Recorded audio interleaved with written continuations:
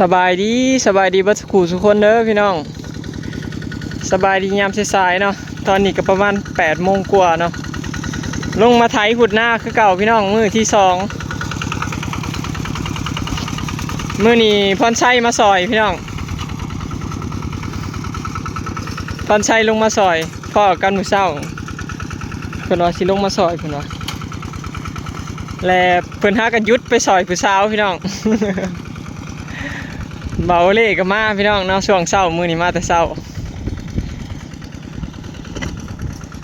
เฮาไทยเมื่อวานนี่ก็ได้แถวนึงเนาะแต่ผู้แหละแต่หน้าให้ยาวลงมาพี่หลายๆเติบเนาะพี่ลงไปหอดหลุมหน้าให้ข้างตรงพี่น้องยังให้ตรงให้เดียวนึงกันนั่นแล้วขึ้นมาเบิดเนาะบัดนี้ก็สิไถไหลลงไปเรื่อยๆไหลลงไปเรื่อยๆเห็นบ่พี่น้องฮอดมาพี่เขตหน้าเฮาแต่ฮอดพุ่นไปฮอดผู้โง่ขึ้นมาเนาะตามมันกระสอบฝุ่นเลยผู้ขึ้นไปหอดฝุ่นแล้วก็โค้งขึ้นพูนเนาะจะสุดบอกว่าประมาณ4 มื้อเนาะนะสิแล้วคันไทยคู่มื้อไทยทั้งเช้าทั้งเที่ยงนี่ประมาณ3-4 มื้อบ่เกิน4 มื้อเนาะพี่น้องเล่งไทยเอามื้อนี้เบิดมื้อก็สิได้เบิดแหละน่าสิแล้วแหละแถวหน้าให้ยาวนี่มื้อเนาะมือหนาก็คือสิได้ไปตอบพุ่นละตั้งแต่ห้องหน้าพุ่นละมีแต่แถวหน้าหน่อยแต่มันอยากซ่านะมันมีตอนี่แหละพี่น้องน่ะมันหลายพร้อมถ่ายยากเห็นบ่ตามตอเด้อนะหลายคนว่าคือบ่มัดไม่กาดไปโลดจะบ่ยากย่างน้ำหน้ายาวกาดบ่ได้พี่น้องมีแต่ตอหลายขณะกาดกับพอดีจะตำตอลมปากครับ มีแต่ไฮบุญใหญ่ดอกพี่น้องบัดนี้ไฮเงามันเบิดได้แหละเขาไทยแล้วเบิดเลยไฮเงามีแต่ไฮบุญเงาบัดสู้ๆไปซอยผู้สาวมีแห้งมาไทยหน้าเลยนะวันนี้คนใส่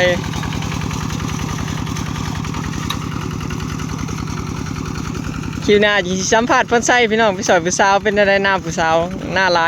ยอยู่บ่หน้าใหญ่หน้าร้ายอยู่บ่เนาะถ้าสัมผัสพ่นไส้พี่น้อง ไปเก่าพี่น้องมือนี่3 คนเบาเล่เพิ่นมาแต่เช้าพุ่นเด้ต้องใช้ยังบ่หลับ ต้องใช้ยังบ่หลับบ่ยังบ่หลับบ่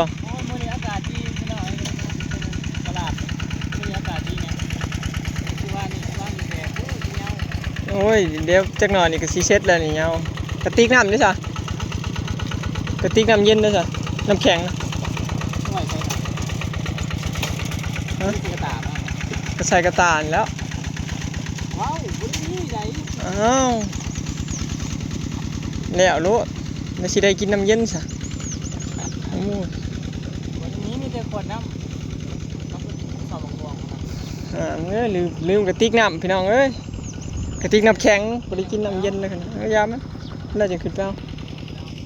นี่แหละเรือซ้ำนี่แหละเนาะลุยมือนี่กะโอ้พ่อใหญ่สร้างไถนาผู้เดียวอยู่ของเราโบราณพี่น้องแป๊บเดียวเราก็แล้วเราใกล้สิแล้วเลยล่ะเรือแต่เลี้ยงเทิงลงมาหน่อยเดียวนะคะหอดนะก็แล้วของต่อสร้างของเฮาแล้วหลายแหงพี่น้องพี่แล้วเนี่ยบอยไทยผู้เดียวนะ5 มื้อแล้วหน้าทงนี่นะอันนี้ไทยหลายคนนี่ก็สิประมาณ4 มื้อนี่แหละเนาะบ่พาวพี่น้องเมื่อยยามใดก็พักไปเรื่อยๆคนใช้ไทยหน้าเก่งนะพี่น้องคันชิมอนนี่บ่อยากเก่งปานใดขับรถเรื่องขับรถคันพรชัยนี่ใช้ได้ชิมอนเมื่อวานนี่บอกอย่าลงลิบปุ้ยข้างหนึ่งจนได้ไม่รักซักไว้พอตอซีกลนต่อออกแล้วมันลมเลยแล้วพอแล้วก็ยืนหลัดไว้พอตอซีอันยืนหลัดไว้ย่านอันชิมอนขับรถไทยลงแล้วก็บอกเงี้ยมอก ซีมอนก็ยังตำเราไปเล่าโดดออกแต่คุม ลิฟต์ปุ้ยเลยพี่น้องรถค่าแง่งเมื่อวานในช่วงค่ำเราไปได้ถ่ายให้เบิ่งซ้ำพี่น้องแบดเบิร์ดพากันกุ้มงัดอันรถไทยขึ้นอยู่2 คนเพิ่นกับบ่าวซีมอน เรื่องวุ่นๆของวัยรุ่นไทยนา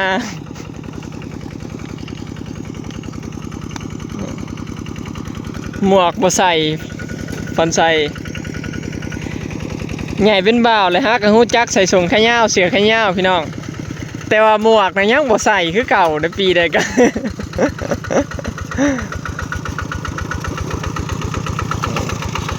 โอ้โอ้โอ้โหขนาดไปแล้ว เมื่อยแล้วบอกเด้อบ่เมื่อยก็ไทยอยู่หั่นแหละ โอ้เก่งเก่งเก่งปีหน้าคงเจ้าเมียแล้วขนาดนี้ตายเลยใครดอกมิตรแห้งผู้บ่าวไม่รุ่นเปลี่ยนกันผู้ละหาย2หายพี่น้องจะเปลี่ยนกันเนาะเป็นไงพันชัยซอยผู้สาวเป็นไรมันฮะ นี่ฮะเป็นไงซอยผู้สาวมันนี่นะไปซอยผู้สาวไผ เอาฮะ แม่นบ่แม่นผู้สาวโตบ่ยินข่าวว่าผู้สาวโตกับโทรบอกให้ไปไทยหน้าซอยบ่แม่นอยู่แม่นอยู่ เอ้ยคือบ่เชื่อดอกหมวกคือบ่ใส่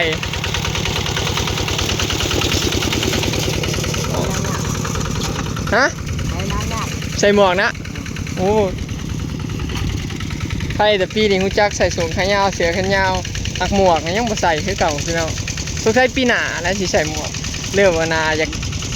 เริ่มเป็นผู้บ่าวแล้วผู้สาวท่วงหน้าเจ้าคือดำแท้บ่สิใส่หมวกอบบ่สั่นนั่นเนาะถ้าเบิ่งโลดปีหน้า แบบหน้าอย่างที่ใส่ดำหน้าจะสีอบโอ้ยยินข่าวว่าไทยหน้าให้พ่อเฒ่าอันรับจ้างไทยหน้าให้อันบ่าวแป๊บบ่เจ้าเห็ดรถไทยเขาขาดบ่ จะใส่ขาไม่ได้ หางปลารถไทยขาดบ่ ไทยหน้ามือเดียวปีเดียวก็เสร็จหางปลารถไทยขาดพี่น้องพานไทยรุด ลงมาหอดโอ้ย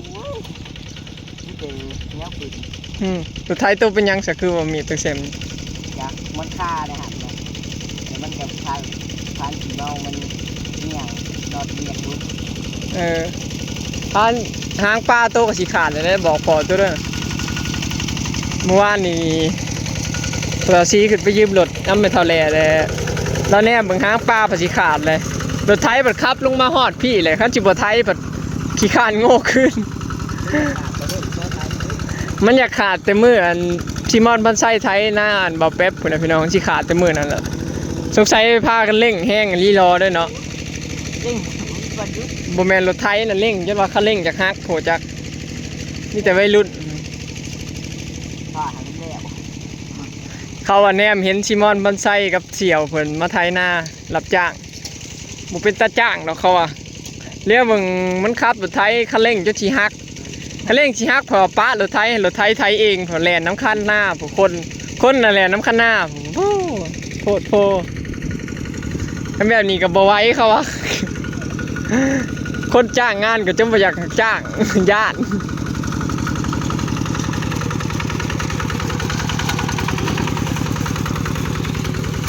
สู้ๆเฮ้ยเด้เดี๋ยวแล้วนี่สิหาผู้สาวให้ดอกเดี๋ยวหาผู้สาวให้ผู้ใดสนใจก็ติดต่อได้เด้อพี่น้องติดต่อผ่านเบาอ้อยได้เบาเล่เราบ่มักผู้สาวซ้ำน้อยดอกเรามักรุ่นเอื้อยรุ่นระดับ30ปลายบ่ติเนาะคันน้อยกว่า20ลงมานี่บ่มักเราบ่เอาเราอะเด็กเราบ่มักเด็กน้อยเรามักแบบผู้ใหญ่หั้นนะพี่น้องมีวุฒิภาวะเราอะ สาวเฒ่าบ่ติ มีลูกกับบติดคะแนนผัวอย่าติด เล่สาวเท่าเขาแต่ว่าเฮ้ยรุ่นเอื้อยรุ่นมักรุ่นเอื้อยเหรอวะเหรอมีลูกติดได้ป่ะลูกติดได้แต่ผัวติดได้สาบ้าวเนาะผัวติดบ้าวผัวติดบ้าวเบาเลยว่ะพี่น้องลูกติดได้ลูกติดแหงมักจะไม่ยากเลี้ยงลูกใหญ่เลยแห้งคัก ถ้าลูกใหญ่เลยแหงบ่ยากเลี้ยงเนาะพรชัยคืออ้ายนี่เมื่อยเลี้ยงลูกนั้นลูกยังเลี้ยงตั้งแต่เกิดได้เมียลูกติดแหงสบายแล้วได้ลูกโลดไม่ยากเลี้ยงไม่ห้างไม่หมายได้เบิดเบาเล่ว่าขอแต่อย่ามีผัวติดมานำ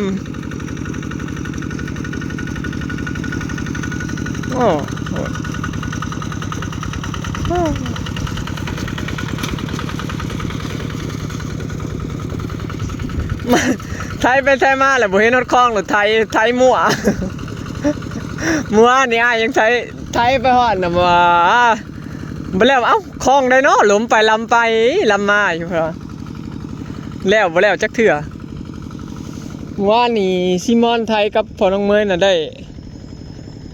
1 2 3 4 5 6 7ไห้คนไทยเมื่อวานนี่บ่แม่น7ไห้มั้ย6ไห้ไห้นี่เฮาฮักกะไทยแล้วได้6ไห้พรชัยเมื่อวานเขาเจ้าไทยไทยเมื่อวานเลี้ยงยาวหนึ่งลงไปจนสุดไทยต้นมันไทยบ่แล้วจักเทื่อผ่านไทยมันปรับบ่ได้ไทยยากกันเที่ยวแต่กำเดียวแตกอยู่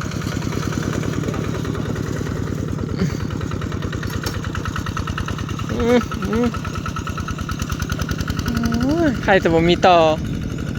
ให้ลุ่มมีต่อให้นี่ก็ไผ่นะให้ลุ่มนะมันเนี้ยอยู่ในฝั่งนั่นแหละพี่น้องแต่ว่าบ่ฮู้มันอยู่จุดใดฮู้แต่ว่าอยู่ฝั่งนั้นมันมีน้ำแล้วบ่เห็นพอจื้อได้อยู่แต่ละให้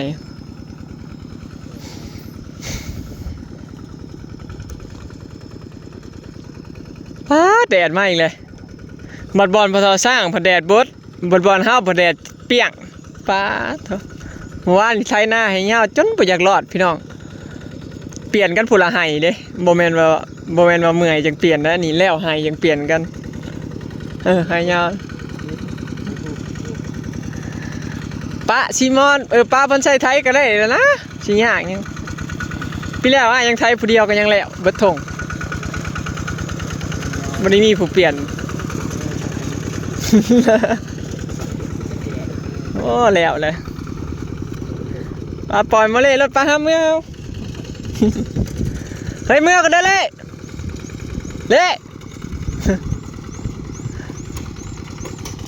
โอ้เละวันนี้นะที่ลงกระตาเกี่ยวลงมาไหวอยู่พันนี่ไงพี่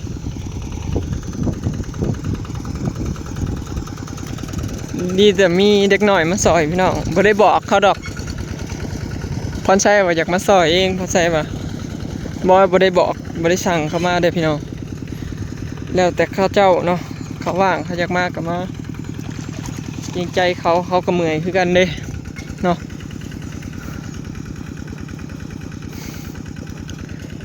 เบาเล่ก็แล้วว่าว่างอยู่สิมาหลายคนก็ว่าคือบ่ให้เบาเล่มาแต่เช้าเมื่อวานนี่คือบ่ให้เรามาแต่เช้าบอกบ่ได้พี่น้องเฮาแล้วแต่เราสิมานะ เราอยากมาเราก็มาจังซี่นะพี่น้องเราอยากเวียกเราก็บ่ได้มาจังซี่นะเอา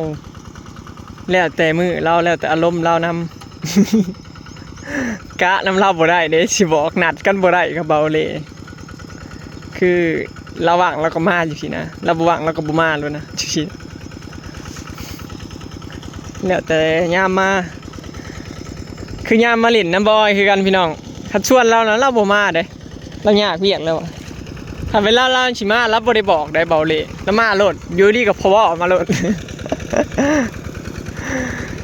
เดี๋ยวสิเปลี่ยนเบาเล่ก่อนเนาะพี่น้องวันนี้เนาะคลิปนี้ก็สิได้จบไปซ้ำนี้เด้อเนาะฝากเป็นกำลังใจให้บอยในเด้อเนาะพี่น้องเนาะไปแล้วสบายดีเมื่อก็ได้เละถ่ายแล้วเด้อ เดี๋ยวหาผู้สาวให้ดอกเดี๋ยวติดต่อให้